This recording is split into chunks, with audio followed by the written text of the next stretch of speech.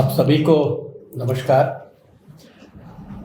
राष्ट्रीय शिक्षा नीति 2020 के बारे में हम सबको जानना है और इस सबको कैसे क्रियान्वित करना है इसको भी समझना है। और इस नीति में प्रमुख बातें जो 8-10 हैं उसको हम लोगों ने कई बार सुना है, कई बार उसमें परिचर्चा में भाग लिया है, लेकिन जब क्रियान्वयन की बात आती तो कहीं ना कहीं हम लोग रुक जाते हैं। विश्वविद्यालय अनुदान आयोग ने इस अभियान को आप तक पहुंचने का एक बहुत बड़ा प्रयास किया है।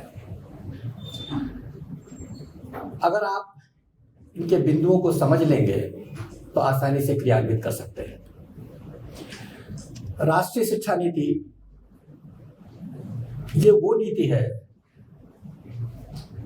जिसके बारे में जितना पढ़ेंगे उतना ही शिक्षा की बेहतरी के लिए उपयोगी होगा।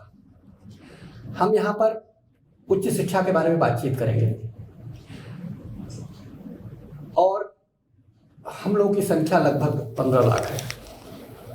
हम धीरे धीरे सब तक पहुंचेंगे, सबसे बात करेंगे और उद्देश्य यही है कि हम इसको बेहतर ढंग से क्रियान्वित कर सकें। मल्टी डिसिप्लिनरी है, होलिस्टिक है, वोकेशनल की बात करती है, मातृभाषा में शिक्षण की बात करती है, एकेडमिक बैंक ऑफ क्रेडिट की बात करती है, ऑनलाइन एजुकेशन की बात करती है, डिजिटल एजुकेशन की बात करती है, एक्सेस की बात करती है, इक्विटी की बात करती है, क्वालिटी की बात करती है। हम इनमें से किसी भी बिंदु पर थोड़ा भी सोचेंगे तो उनके बेहतर समाधान निकल जाएंगे। डिजिटल एजुकेशन जिसकी हम सबसे पहले चर्चा कर लें, आज हम आपसे बेहतर ढंग से इसलिए बात कर पा रहे हैं कि जो संपूर्ण कैपेसिटी बिल्डिंग की व्यवस्था है इसमें समर्थ भारत सरकार का है। स्वयं जिसकी स्थापना 2016 में हुई थी और स्वयं प्रभा चैनल्स 2017 में जो स्थापित हुए थे। चैनल के माध्यम से आप बातचीत कर सकते हैं और यहाँ पर चर्चा के लिए जो प्रश्न आए हैं उन प्रश्नों के जवाब भी प्राप्त कर सकते हैं। यह नीति बहुत ही स्पष्ट है। स्पष्ट होने के साथ साथ हम इसको अपने स्तर पर किस तरह से क्रियान्वित कर सकते उस पर हम ज्यादा सोच सकते हैं। 2016 में स्वयं प्लेटफॉर्म की स्थापना हुई थी भारत सरकार के तहत ही। लगभग 3000 से ज्यादा कोर्सेज उसमें उपलब्ध है और उनमें पंजीकरण निःशुल्क है। केवल परीक्षा के लिए जो ऑब्जेक्टिव टाइप के होते हैं उसके लिए कुछ शुल्क नेशनल टेस्टिंग एजेंसी जो अगेन शिक्षा मंत्रालय के अंतर्गत है उसमें कुछ जमा करना पड़ता है। साल में 2 बार परीक्षाएं होती हैं और जो सर्टिफिकेट है वो आपके क्रेडिट ट्रांसफर में उपयोगी होता है। राष्ट्रीय शिक्षा नीति का मूल आधार ये कोर्सेज है। ये पाठ्यक्रम आधारित शिक्षा है जिसमें पूरे प्रोग्राम की बात ना करके किसी एक कोर्स की बात हम करते हैं। और अगर इस कोर्स को अगर आप करना शुरू करेंगे तो आपके पाठ्यक्रम अपने आप मल्टी डिसिप्लिनरी भी हो जाएंगे, होलिस्टिक भी हो जाएंगे, मल्टीपल एंट्री और मल्टीपल एग्जिट की बात भी पूरी कर सकते हैं। हम लोगों ने जो अपनी शिक्षाएं आरंभ की थी पुराने जमाने में, अगर हमने कक्षा 12 में अगर पॉलिटिकल साइंस, सोशियोलॉजी और हिस्ट्री ले लिया तो जीवन में कभी साइंस नहीं पढ़ सकते थे, कंप्यूटर साइंस नहीं पढ़ सकते थे, कॉमर्स के विषय नहीं पढ़ सकते थे। ऐसा क्यों? ज्ञान तो सब तक पहुंचना चाहिए, और यही बात राष्ट्रीय शिक्षा नीति कहती है कि हम किसी एक कोर्स को, किसी 2 कोर्सेज को जो हमारे मूल विषय से संबंधित नहीं है, उससे हम जुड़ सकते हैं। इसीलिए अभी हाल ही में यूजीसी ने 2 डिग्रियों की भी व्यवस्था कर रखी है। हम साइंस के हैं तो हम आर्ट्स की डिग्री ले सकते हैं, हम आर्ट्स के हैं तो साइंस की डिग्री ले सकते हैं, कॉमर्स की डिग्री ले सकते हैं, बीसीए की डिग्री ले सकते हैं। ये जो बंधन थे पहले डिसिप्लिन्स के, उन बंधनों को खत्म करने का प्रयास किया गया है। उससे कई लाभ हैं, हम उस पर बाद में चर्चा करेंगे। लेकिन डिजिटल जो इंटरवेंशन है, ये जो स्वयं का, ये निःशुल्क आपको सुविधा देता है। 2,75,00,000 लोगों ने अब तक इसमें पंजीयन करा रखा है, जिसमें पाठ्य सामग्री उपलब्ध है, वीडियोज उपलब्ध है, डिस्कशन फोरम उपलब्ध है, और परीक्षा भी होती है। 4 क्वाड्रेंट अप्रोच जिसको कहते हैं। हम केवल पहला काम ये करना शुरू कर दें अपने छात्रों से कि आप उन 3,000 साढ़े 3,000 जो पाठ्यक्रम हैं, उन पाठ्यक्रमों में पंजीयन कराएं निःशुल्क, जो उनकी इच्छा। आप वहां रोकिए नहीं। साइंस का बच्चा अगर म्यूजिक में करना चाहता है, कंप्यूटर में करना चाहता है, हिंदी में करना चाहता है, उसमें 1 पाठ्यक्रम ले ले, 2 पाठ्यक्रम ले ले, 3 पाठ्यक्रम, जो भी लेना चाहे, अपने आप आपका मल्टी डिसिप्लिनरी फोकस हो जाएगा। आप अपने यहाँ अगर इस व्यवस्था को कर सकते हैं तो करिए, नहीं कर सकते तो कोई बात नहीं। केवल बच्चों को प्रेरित करिए, जो हम आसानी से कर सकते हैं, जो अपने हाथ में है, और हमारे पास पोर्टल उपलब्ध है। उनको केवल स्वयंप्रभा चैनल के बारे में बताइए। 34 चैनल्स हैं। ये चैनल्स अंडर ग्रेजुएट प्रोग्राम्स के लिए है, पोस्ट ग्रेजुएट प्रोग्राम्स के लिए है, सर्टिफिकेट प्रोग्राम्स के लिए है, इंजीनियरिंग के लिए है, मैनेजमेंट के लिए है। देख लें, जो चैनल उसको देखना हो, उसमें हर दिन फ्रेश जो सामग्री है, फ्रेश वीडियोस हैं, 4 घंटे के लिए प्रसारित होते हैं, 6 बार रिपीट होते हैं, यूट्यूब में भी उपलब्ध होते हैं। अपनी सुविधा से ये शिक्षा है, क्योंकि राष्ट्रीय शिक्षा नीति बार बार ये कहती है कि हमें जीईआर को बढ़ाना है। जीईआर अभी हमारा वर्तमान में 27% है, और अगले 13 वर्षों में इसको 50% करना है। तो उसके लिए हम तकनीकी का प्रयोग करेंगे। ऑनलाइन रेगुलेशंस हमारा 2018 में बन गया है। 2020 में पुनः संशोधित ऑनलाइन रेगुलेशंस बन गए। हम ऑनलाइन पाठ्यक्रमों में भी ज्वाइन कर सकते हैं। आज देश में 60 से ज्यादा संस्थान हैं जो ऑनलाइन पाठ्यक्रम उपलब्ध करा रही हैं। IITs, IIMs ये तो उपलब्ध करा ही रही हैं। ब्लेंडेड लर्निंग के द्वारा हम इस बात को बेहतर ढंग से पहुंचा सकते हैं। तकनीकी से हम भागे नहीं, और तकनीकी में क्या है, क्या टीवी पे अगर हमें किसी चैनल पर किसी के वक्तव्य को सुनना है तो ये बेहतर शिक्षा होगी। अगर हम स्वयं कोर्सेज पढ़ रहे हैं, ये भी बेहतर शिक्षा होगी। हम शिक्षा में दक्षता जोड़ने के लिए क्या कर सकते हैं? होलिस्टिक हम कोशिश करें, जो तकनीकी संस्थान हैं उनसे जुड़े, और अपने सैद्धांतिक ज्ञान को दक्षता के साथ जोड़ने का प्रयास करें। देश में 15,000 से ज्यादा ITI और पॉलिटेक्निक है जो इस काम में आपकी मदद कर सकते हैं। जो स्किल मिनिस्ट्री है और जो एजुकेशन मिनिस्ट्री है, आज दोनों का मंत्रालय मिल गया है, दोनों मिल करके काम कर रहे हैं। और जब हम किसी भी ज्ञान की बात करते हैं, किसी भी डिग्री की बात करते हैं, किसी भी उपाधि की बात करते हैं, तो हमें ज्ञान के साथ साथ दक्षता को समाहित करना पड़ेगा।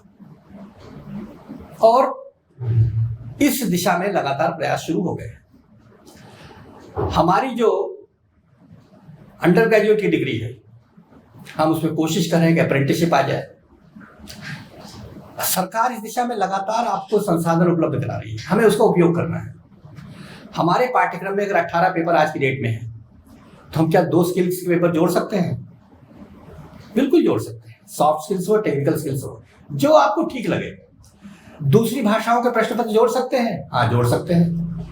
आपके पास उपलब्ध संसाधन नहीं है, कोई बात नहीं, आप दूसरों के जो संसाधन बने हुए हैं उनसे आप क्रेडिट ट्रांसफर ले लीजिए। स्वयं के कोर्सेज में अगर आपका कोई स्वयं का कोर्स है या आप अपने विश्वविद्यालय में किसी अन्य पाठ्यक्रम को चला रहे हैं, उसके क्रेडिट को ट्रांसफर दूसरे संस्थान में लिया जा सकता है। इसका भी एक नियम बन चुका है और ये सब नियम आज नहीं बने हैं। 2016, 2017, 2018, 2019, 20 में तो राष्ट्रीय शिक्षा नीति आई, उसके पहले ये सारी बातें हम तक पहुंचाने का प्रयास किया गया था। अब समय आ गया कि उनका उपयोग करें, जो हम शिक्षक आसानी से इसका बेहतर ढंग से उपयोग कर सकते हैं। राष्ट्रीय शिक्षा नीति में यह कहा गया है कि हम सुविधा दें बच्चों को, फ्लेक्सिबल रहे, मल्टीपल एंट्री मल्टीपल एग्जिट। 1 साल बाद उसको सर्टिफिकेट दे दें, 2 साल बाद डिप्लोमा दे दें, 3 साल बाद डिग्री दे दें। इसमें क्या दिक्कत है? इसमें किस प्रकार के वित्तीय सहयोग की आवश्यकता है? किस प्रकार से आपको सरकार के मदद की आवश्यकता है? हमारे जो वर्तमान पाठ्यक्रम है उसमें पहले वर्ष के पाठ्यक्रम के बाद अगर आप थोड़ा बहुत परिवर्तन करना चाहें समग्रता को लाने के लिए तो आप कर सकते हैं, वो आपका ही पाठ्यक्रम है। और सर्टिफिकेट दे दें 1 साल बाद, 2 साल बाद डिप्लोमा दे दें, 3 साल बाद। बहुत सा आसान काम है। आप अपने अध्ययन बोर्ड, जो बोर्ड ऑफ स्टडीज कहलाती है या स्कूल बोर्ड है, एकेडमिक काउंसिल से पास करा लीजिए, तुरंत लागू हो जाएगा। इसमें कौन सी ऐसी तकनीकी बात है जिसमें हम चिंतन कर रहे हैं? और जब वो लौट के आता है 2 साल बाद, 3 साल बाद, तो उसको आप दूसरे वर्ष में प्रवेश दे सकते हैं। उसने अगर सर्टिफिकेट पास किया तो दूसरे वर्ष में डिप्लोमा के लिए फिर आ सकता है। फिर 2 साल बाद आना चाहता है तो फिर आपने डिग्री दे दी है। ये फ्लेक्सिबिलिटी पहले नहीं थी। पहले अगर आपने पहले साल कर लिया, दूसरे साल कर लिया, तीसरे साल के 4 पेपर कर लिए, 1 पेपर छोड़ गया, सारा मेहनत बेकार हो गया, आपका भी राष्ट्र का भी, क्योंकि राष्ट्र आपकी शिक्षा में काफी धन व्यय करता है। और परिस्थितियां कई बार बच्चों की ऐसी रहती है कि सतत वो अध्ययन नहीं कर सकते। राष्ट्रीय शिक्षा नीति यही सुविधा तो प्रदान कर रही है। राष्ट्रीय शिक्षा नीति आपको एकेडमिक बैंक ऑफ क्रेडिट की व्यवस्था कर रही है।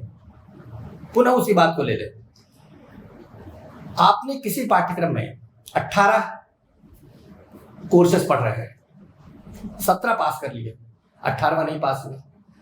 परंपरागत शिक्षण व्यवस्था में आपके पास कोई मार्कशीट की कोई वैल्यू नहीं, जो आपको पास डिग्री मिलेगी। लेकिन अभी इन्होंने कहा है राष्ट्रीय शिक्षा नीति में, नहीं, आपने जो प्रयास किया है वो आपके बैंक में जमा होगा। बैंक में पैसे जमा करने के लिए आपको कम से कम 50,000 जमा करना ऐसा नहीं है, 5 रुपए भी जमा कर सकते हैं। यानी 1 कोर्स भी जमा होगा, 2 कोर्स भी जमा होगा, 3 कोर्स भी जमा हो सकता है, 4 कोर्स भी जमा होगा। ये एक यूनिवर्सिटी से भी हो सकता है, दूसरी यूनिवर्सिटी से भी हो सकता है, स्वयं से भी हो सकता है। और जब इन सबको जोड़ लेंगे तो हम इसके आधार पर किसी को क्रेडिट को एनकैश करके डिग्री दे सकते हैं, डिप्लोमा दे सकते हैं, सर्टिफिकेट दे सकते हैं। Academic bank of credit. और इसमें कुछ नहीं करना है, आपको रजिस्ट्रेशन कराना है। इसमें भी भारत सरकार ने ऑलरेडी समर्थ पोर्टल बना रखा है। अभी हाल ही में करीब 32 लाख बच्चों का रजिस्ट्रेशन 15 दिन में हो गया। जानकारी लोगों को नहीं है, उस जानकारी को हम लोग आगे बढ़ाना चाहते हैं कि आप लोग अपने बच्चों का रजिस्ट्रेशन, ये जैसे बैंक में अकाउंट खोलना है, एकेडमिक बैंक का अकाउंट समर्थ पोर्टल पे खुलेगा और उस पोर्टल से आपने खोल दिया तो जो जो आप पास होते जाएंगे वो अपने आप आपके अकाउंट में क्रेडिट होता जाएगा। और जब आपको लगेगा कि हमारे 120 क्रेडिट हो गए, 140 क्रेडिट हो गए, तो आप उस क्रेडिट के आधार पर उसको आगे बढ़ा सकते हैं। मल्टीपल एंट्री मल्टीपल एग्जिट देश के लिए जरूरी है। 2 विषयों को पढ़ना बच्चे की एम्प्लॉयबिलिटी के लिए जरूरी है। स्किल को जोड़ना एम्प्लॉयबिलिटी के लिए जरूरी है। और सबसे बड़ी बात है, एक से अलग विषय को पढ़ना, वो ये है कि इनोवेशंस को बढ़ावा देता है, मस्तिष्क की शक्ति का विकास करता है। परंपरागत जो ज्ञान है, हम लोग जो अभी तक प्राप्त करते आ रहे हैं, एक विषय में पढ़ते चले आ रहे हैं, तो तर्क शक्ति तो बढ़ जाती है, लेकिन जो कल्पना शक्ति है उसका विकास नहीं हो पाता। और नवाचार के लिए हमें कल्पना शक्ति और तर्क शक्ति दोनों को जोड़ना पड़ेगा। हम मेक इन इंडिया की बात करते हैं, हम एंटरप्रेन्योरशिप स्किल्स की बात करते हैं, लेकिन ये स्किल्स कैसे बढ़ेंगे? अगर हम अपने मस्तिष्क की शक्ति को बढ़ाएं। मस्तिष्क के दोनों ही जो शक्तियां हैं, कल्पना की हो, तर्क की, दोनों को मिला के आगे बढ़ाएं, हमारा इनोवेशन सक्सेसफुल होगा। हम मेक इन इंडिया में बेहतर परिणाम देना शुरू करेंगे, डिजिटल इंडिया में बेहतर देना परिणाम शुरू करेंगे, हम एम्प्लॉयबल हो जाएंगे। अगर हम कुछ नई बात सिस्टम में दे सकते हैं तो सिस्टम तो हमको लेगा ही, हर संस्था आपको लेगी। आपके मस्तिष्क का वो हिस्सा जिसका आप प्रयोग नहीं कर रहे थे, अब आप प्रयोग कर सकते हैं। इसीलिए बार बार कहा जाता है, जब इनोवेशन की बात कही जाती है, कि आप बुक्स ऑफ जनरल इंटरेस्ट पढ़िए, दूसरे विषय को भी देखिए, अपने विषय के अलावा अन्य विषयों का भी अध्ययन करिए। ये सब संभव है और उससे मस्तिष्क की शक्ति का विकास होगा और देश उन्नति के पथ पर अग्रसर होगा। ये इसके लिए कोई अलग से खर्च की आवश्यकता नहीं है, केवल बच्चों को बताना है। जो शक्ति उनके पास है, कल्पना शक्ति भी उनके पास है और तर्क शक्ति भी उनके पास है, दोनों को बेहतर ढंग से और आगे बढ़ाना है। इसीलिए जब हम स्किल्स की बात करते हैं तो तकनीकी स्किल्स के साथ सॉफ्ट स्किल्स भी हैं, एनालिटिकल स्किल्स भी है। हम सब प्रकार की दक्षताओं को उसमें जोड़ेंगे। हमारी शिक्षा का उद्देश्य यह है कि ज्ञान के साथ साथ दक्षता, ज्ञान के साथ साथ मानवीय मूल्य और रोजगार परक शिक्षा भी हो, यूजेबल हो उसकी शिक्षा। हम वोकेशनल एजुकेशन की बात करते हैं राष्ट्रीय शिक्षा नीति में। वोकेशनल किस लिए? जिसलिए कि वोकेशन में हम आसानी से जुड़ सके। और उसके लिए अगर मान लिया हमारे परंपरागत विषय प्योर लिटरेचर के हैं या प्योर सोशल साइंस के हैं, आप चाहते हैं कि उनको एम्प्लॉयबल बनाना, बहुत आसान सा तरीका है। आपने 18 पेपर में 9 पेपर आपके उसी विषय के रख लिए और बाकी आपने कहा जो एम्प्लॉयबल कोर्सेज उनको रख लीजिए। कंप्यूटर का एक रख लीजिए, जर्नलिज्म का एक रख लीजिए, मैनेजमेंट का एक रख लीजिए, सॉफ्टवेयर के एक पेपर रख लीजिए, जो ठीक लगे। अपने आप वो जो दक्षताएं हैं उनकी बेहतर होंगी और बच्चा एम्प्लॉयबल होगा। हम बार बार उन चीजों को देखना चाहते हैं जो हमारी अपनी है, हमारी ज्ञान परंपरा, भारतीय धरोहर। राष्ट्रीय शिक्षा नीति इस बात पर भी जोर देती है, हमारे पास ज्ञान का अथाह भंडार था, हमारी संस्कृति बहुत समृद्ध थी, क्या हम उसमें और योगदान नहीं दे सकते? हम कर सकते हैं। हमारे पास वेद है, हमारे पास ज्योतिष विज्ञान है, हमारे पास जो वेद है वो कृषि कैसे बेहतर कर सकता है उसके बारे में बताता है। हमारे पूर्वजों ने ही गणित का ज्ञान पूरे विश्व को दिया था। हम अपनी ज्ञान की जो निधि है उसको खोजें और उसको दें अपनी नई पीढ़ी को, और हमें अपनी समृद्धता पता लगे। राष्ट्रीय शिक्षा नीति यही तो कह रही है, हमारी संस्कृति, हमारी भाषा, मातृभाषा में शिक्षा देने में क्या दिक्कत है आपको? आप कहेंगे साहब उसके लिए हमें अलग से टीचर चाहिए। नहीं, हमको जो भाषा आती है वो बोल सकते हैं ना, कम से कम बच्चे को काउंसलिंग तो कर ही सकते हैं, परामर्श तो कर ही सकते हैं। और मातृभाषा में शिक्षा का तर्क क्या है? सामान्य सा तर्क है। हम कोई और भाषा 4 या 5 साल बाद सीखते हैं जब विद्यालय जाते हैं, मातृभाषा माँ के साथ सीख लेते हैं, 3 या 4 साल जो अतिरिक्त उस भाषा को सीखने में आसानी से सीख लेते हैं, उससे हमारी भाषा नींव मजबूत हो जाती है। और उस भाषा में अगर कोई ज्ञान दे सकता है तो हमारे लिए बहुत लाभकारी है। हम कर सकते हैं, प्रयास करिए, सोचिए, निश्चित रूप से आ जाएगा। हम लोगों ने एक छोटा सा प्रयास किया था इसी स्वयं प्रभा चैनल के माध्यम से। हम लोगों ने क्या कहा था कि हमारे जो बीए के परंपरागत विषय हैं, सोशल साइंस के विषय, इतिहास है, समाज विज्ञान है, पब्लिक एडमिनिस्ट्रेशन है, सोशियोलॉजी है, इनको हम मातृभाषा में पढ़ाएं। शुरुआत में हम भी समझ नहीं पाए कैसे करेंगे, फिर धीरे समझ में आने लगा, अरे इसको मातृभाषा में पढ़ाना तो मातृभाषा के शिक्षक को बुला लेते हैं, क्योंकि वो अपनी मातृभाषा के साथ साथ दूसरों की मातृभाषा से आसानी से जुड़ जाएगा। हमने सोशियोलॉजी के पेपर्स तेलुगु, मलयालम, मराठी, पंजाबी, उड़िया, गुजराती, असमी, 12 भाषाओं में बात करना शुरू कर दिया और परिणाम बहुत अच्छे रहे। हम सब कर सकते हैं जहां जिसको अवसर मिले। इसके लिए सरकार से पूछने की कोई अलग से आवश्यकता नहीं, इसके अलग से ग्रांट की भी आवश्यकता नहीं। हमने तो वर्तमान जो सुविधाएं उपलब्ध हैं उन्हीं सुविधाओं का प्रयोग कर रहे हैं। हम जो आपसे बात कर रहे हैं ये चैनल भी सुविधा में सरकार ने दे रखा है आपके लिए, आप इसका प्रयोग करें। कैपेसिटी बिल्डिंग के लिए आप अपने घर में बैठ करके मटेरियल को देख सकते हैं, वीडियो को सुन सकते हैं, डिस्कशन में पार्टिसिपेट कर सकते हैं, परीक्षा दे सकते हैं और परीक्षा का परिणाम भी उपलब्ध हो सकता है। आप देखिए कैपेसिटी बिल्डिंग का ये अनोखा प्रयास है। प्रयास होते रहे हैं लेकिन पहले कम संख्या में होते रहे। अच्छा, अब हमारे शिक्षक हों या हमारे छात्र हों, वो सारी की सारी बातों को तोते की तरह रटना नहीं चाहते, तोते की तरह पढ़ना भी नहीं चाहते, क्योंकि वे अपनी बुद्धि और विवेक का प्रयोग करते हैं। इसीलिए राष्ट्रीय शिक्षा नीति में रटने की बात नहीं कही गई है, एनालिटिकल स्किल्स को डेवलप करना है, तथ्यों को समझ करके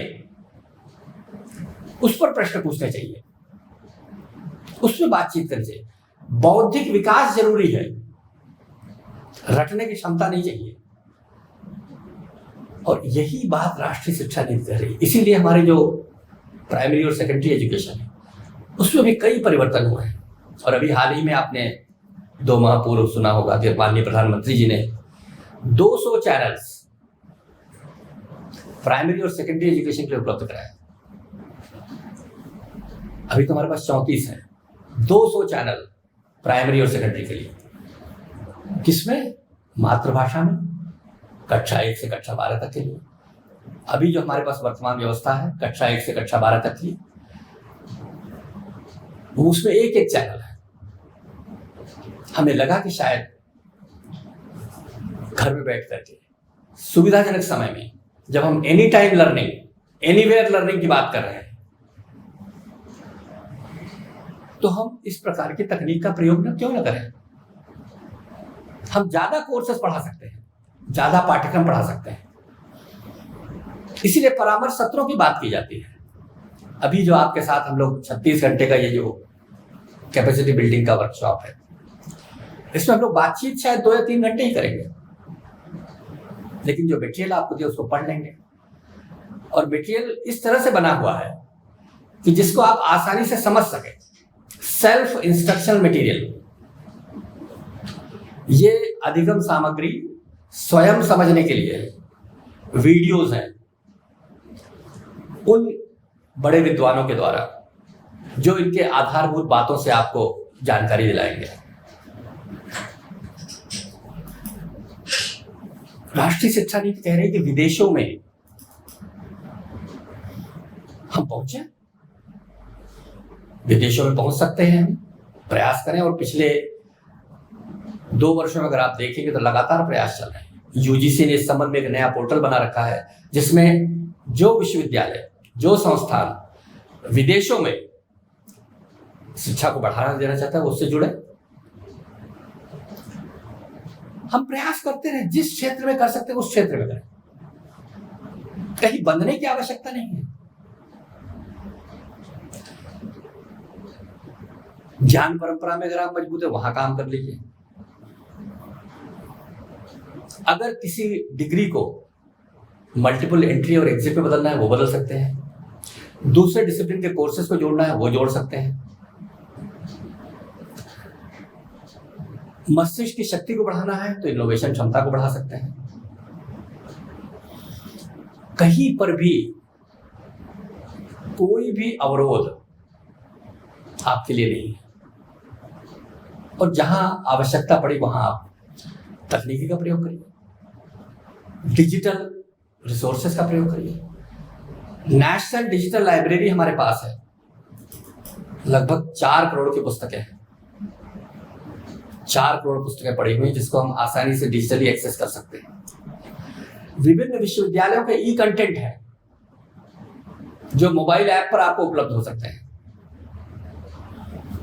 हम उसको देखें। इग्नू का ही कंटेंट जो है मोबाइल ऐप पे उपलब्ध है। 15 से 16 लाख लोग मोबाइल ऐप से प्रयोग करते हैं। यानी आप अपने मोबाइल पर लोगों के लेक्चर भी सुन सकते हैं, कंटेंट को पढ़ सकते हैं। अभी जो परीक्षा की व्यवस्था जिसमें दे रखी है ऑनलाइन, आसान सी व्यवस्था, ऑब्जेक्टिव टाइप, क्योंकि आपके देखिए परंपरागत जो शिक्षण व्यवस्थाएं हैं उसमें हम सब्जेक्टिव इम्तहान देते हैं और यहाँ पर ऑब्जेक्टिव टाइप इम्तहान है। दोनों में आपको पारंगत होना है। अदरवाइज क्या करते हैं हम लोग, परंपरागत शिक्षा के द्वारा डिग्री प्राप्त करने के बाद हम पूरा कोचिंग इंस्टीट्यूट पे जाते हैं और सीखने का प्रयास करते हैं कि हम ऑब्जेक्टिव टाइप के प्रश्नों का कैसे उत्तर जवाब दें। शिक्षण व्यवस्था के साथ ये भी क्षमता बढ़ानी है हमें। इसीलिए बार बार राष्ट्रीय शिक्षा नीति कहते रटना नहीं है, हमको समझना है, हमारी जिज्ञासाओं को शांत करना है।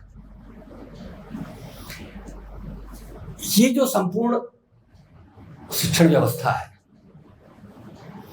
इसको हम इसके किसी भी बिंदु से जोड़ने का प्रयास करें। इंस्टीट्यूशनल डेवलपमेंट प्लान आपको बनाना है, बना लीजिए। परिवर्तनशील होगा, डायनेमिक होगा। एनईपी सेल बनाना है, एनईपी सेल बना लीजिए। और जो मल्टीडिसिप्लिनरी फोकस के लिए है कि कोर्स आधारित, ये शब्द आपके दिमाग में हमेशा होना चाहिए। पाठ्यक्रम आधारित नहीं, कोर्स आधारित। 18 कोर्स पास नहीं कर पाया, 17 पास कर पाया, 16 पास कर पाया, उस मेहनत को भी हमें क्रेडिट देना है। और जब भी वो बाद में कभी आएगा, रेगुलेशंस बन चुके, उसमें लगातार सुधार होते रहेंगे। लेकिन हमारे मस्तिष्क में ये बात आनी चाहिए। कोरोना के दौरान एडेक्स और कर्सेरा जो पाश्चात्य देशों की संस्थानें थी वो भारत में आई थी केवल इसी बात को बताने के लिए, जबकि हमारे यहाँ 2017 से ही 16 से ही स्वयं कोर्सेज चल रहे थे। और बहुत से विश्वविद्यालय कोर्स आधारित, केवल एक कोर्स, कंप्यूटर का एक बेसिक कोर्स हमें पढ़ना है, हम पढ़ लेते हैं, हम रजिस्टर हो सकते हैं। क्या हम शिक्षक, छात्रों की बात छोड़े, हम शिक्षक एक बार स्वयं कोर्स में हम लोग खुद ही पंजीकृत हो जाए, जो कि निःशुल्क है, उसका फायदा उठाए। क्योंकि वहां पर 4 क्वाड्रेंट अप्रोच मतलब है कि मटेरियल उपलब्ध है, वीडियोज उपलब्ध है, डिस्कशन फोरम उपलब्ध है और परीक्षा। हम ज्ञान तो बढ़ाएं अपना, हम अपने आप को मल्टीडिसिप्लिनरी भी कर सकते हैं और बच्चों को प्रेरित कर सकते हैं। हमने जो संख्या बताई 2,75,00,000, छोटी मोटी संख्या नहीं है, बहुत बड़ी संख्या है। और हम लोग सब मिल करके अपने छात्रों को अगर आप जोड़ना शुरू करेंगे तो ये संख्या जो देश का रिसोर्सेज है ऑलरेडी उपलब्ध है हमारे पास, और 2017 से 16 से इसको बनाया गया है, लगातार इंप्रूवमेंट भी हो रहे हैं। इंजीनियरिंग के कोर्सेज हैं, मैनेजमेंट के कोर्सेज हैं, टेक्नोलॉजी के कोर्सेज हैं, सारे कोर्सेज को इसमें एक साथ शामिल करके रखा गया है। साल में 2 बार एडमिशन होते हैं। जुड़िए, आगे बढ़िए, सोचिए। अब समय आ गया है हमें उसको क्रियान्वित करने का। हम जान गए हैं क्या करना है, अब तो यूजीसी ने भी अधिकांश बिंदुओं पर अपने रेगुलेशंस दे रखे, अपने गाइडलाइंस दे रखी है। हम उन गाइडलाइंस को देखें। आपके विश्वविद्यालय, आपके महाविद्यालय में जहां कहीं भी किसी को भी कोई बात लग रही हो, नहीं समझ रहे हो, खुद समझें, क्योंकि भाषा बहुत सरल है और इसको विदेश के कई संस्थान अपने यहाँ लागू करने का प्रयास कर रहे हैं। हम क्यों नहीं? अपने ज्ञान का, अपने तंत्र का हम स्वयं फायदा उठाएं। ये हमारी राष्ट्रीय शिक्षा नीति है। इसके परिणाम, सुखद परिणाम शीघ्र ही आएंगे। हम सब मिलकर के इस अभियान में एक साथ जुड़ें और किसी भी बिंदु पर जो आप कर सके करें और समझाने का भी प्रयास करें, लागू करें, दूसरे लोगों को बताएं।